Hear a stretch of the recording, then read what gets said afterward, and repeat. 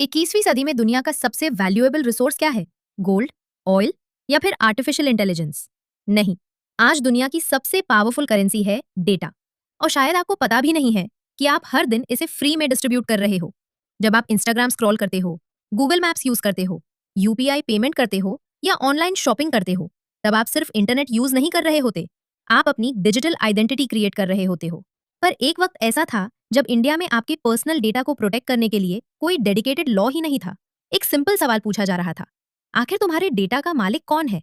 और इसी सवाल ने जन्म दिया इंडिया के सबसे इंपॉर्टेंट डिजिटल लॉज में से एक को।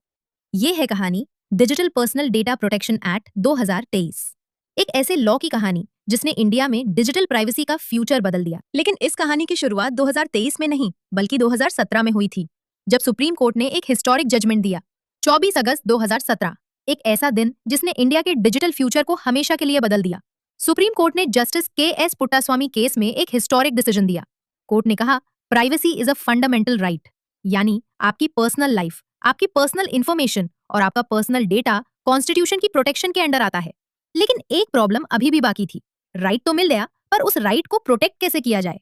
जजमेंट के तुरंत बाद गवर्नमेंट ने एक्सपर्ट्स की एक कमेटी बनाई। उनका मिशन सिंपल था, इंडिया के लिए एक modern data protection law create करना। 2018 में पहला ड्राफ्ट आया, 2019 में पार्लियामेंट में बिल इंट्रोड्यूस हुआ। लेकिन फिर शुरू हुई डिबेट्स, क्रिटिसिज्म, सजेशंस और एंडलेस डिस्कशंस। एक साइड पर थी सिटीजंस की प्राइवेसी, दूसरी साइड पर था इनोवेशन और डिजिटल ग्रोथ। इस दौरान इंडिया रैपिडली डिजिटल बन रहा था। करोड़ से बढ़कर internet users hundreds of millions तक पहुंच गए। यूपीआई ने पेमेंट्स को रेवोल्यूशनरी कर दिया। ऑनलाइन शॉपिंग नॉर्मल बन गई। हर क्लिक, हर पेमेंट, हर लॉगिन डेटा जनरेट कर रहा था। और जितना ज्यादा डेटा क्रिएट हो रहा था, उतनी ही ज्यादा उसकी वैल्यू बढ़ रही थी।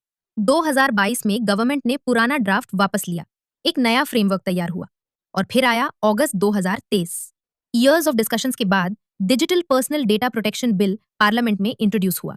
लोकसभा ने पास किया, राज्यसभा ने अप्रूव किया और 11 अगस्त 2030 को प्रेसिडेंट की असेंट के साथ डीपीडीपी एक्ट ऑफिशियली लॉ बन गया।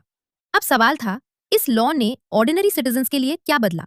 सबसे पहला प्रिंसिपल था कंसेंट।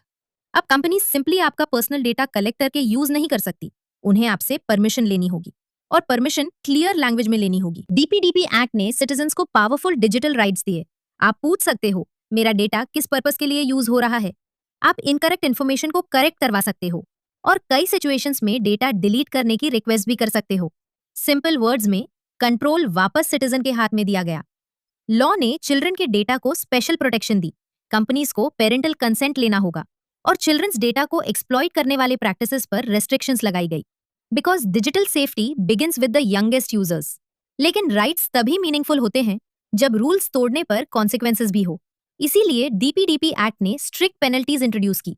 अगर कंपनीज पर्सनल डेटा प्रोटेक्ट करने में फेल होती हैं, तो पेनल्टीज हंड्रेड्स ऑफ करोड़ तक जा सकती हैं, कुछ केसेस में अप टू 250 करोड़ रुपए। डीपीडीपी एक्ट सिर्फ एक प्रिवेसी लॉ नहीं है, ये ट्रस्ट का लॉ है।